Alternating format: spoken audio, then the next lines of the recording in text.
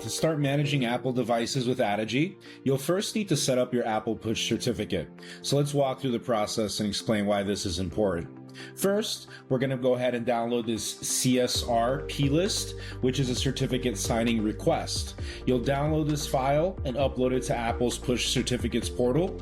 And essentially, this begins that secure trust between Addigy and Apple.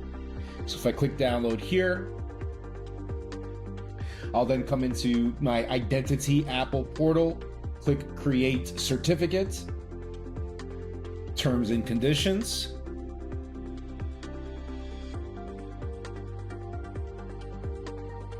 Accept.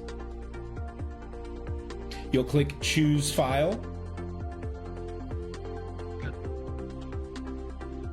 Now, after Apple processes the request, it will give you back a .pem file. This is your Apple Push certificate. We'll take this .pem file and upload it directly into Addigy.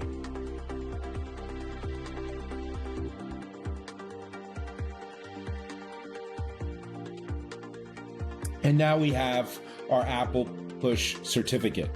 Next, we'll give our certificate a clear name, something like Company Apple Push Certificate. All right, if you're an MSP managing multiple companies, perhaps you can give this a company name based on the company that you're managing.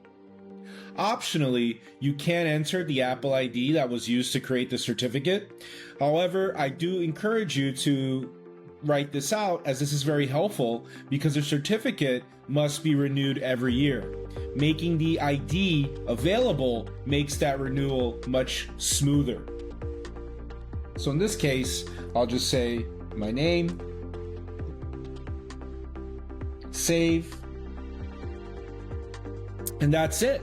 Once saved, Addigy uses your Apple Push certificate to securely communicate with your Apple devices through Apple's push notification service. This trust is what makes it possible to deploy apps, push security profiles, and manage devices remotely.